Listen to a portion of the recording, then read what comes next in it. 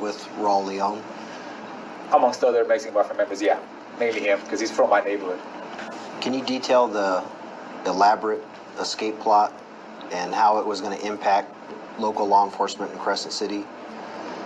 We were going to get these guys that were getting ready to parole to come back up here and break some of us out. It was being financed by a guy named MARQUIS. He was involved with the Aryan cartel. I'm sure you guys are all familiar with him. He was going to supply the money, the weapons, and the safe route out down to Mexico.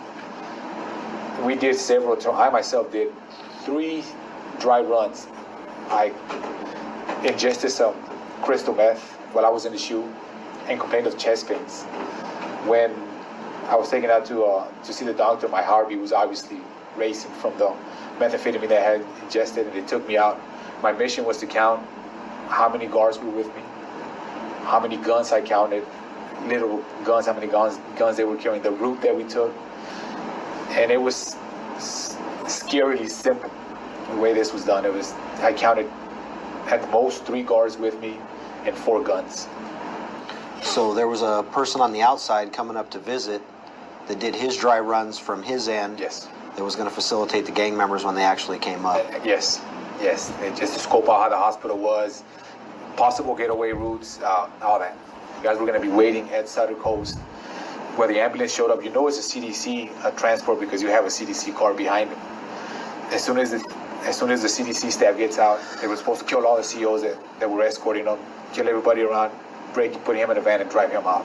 From San Diego to Crescent City, had they been stopped, they would have shot. They would have shot. They would have shot instantly. They would have shot immediately. You had a running gun battle with those officers. Because they know once you accept a mission like that, you don't want to sit in the county jail in LA or wherever you got stopped and writing a letter to Pelican Bay and say, oops, we're sorry, we got pulled over. Because then these guys would be in the hat. And in the hat, they would get killed. They would be marked for assault. And some of those guys have parole from Pelican Bay that you're aware of? Yes, 3 that I know of right now. This plan is still, to your knowledge? Hey, nothing's changed. Nothing's changed. You guys have done a pretty good job at isolating this guy and cutting off some of his communication. But as far as I know, the last time I was at the Bay, the last thing we heard, this plan was still in motion. This plan was still, as of right now, is still in motion. Pomona? Right. Pomona, that, in my opinion, it was a big mistake. Look what happened. Look at what happened. They just went into the neighborhood and started picking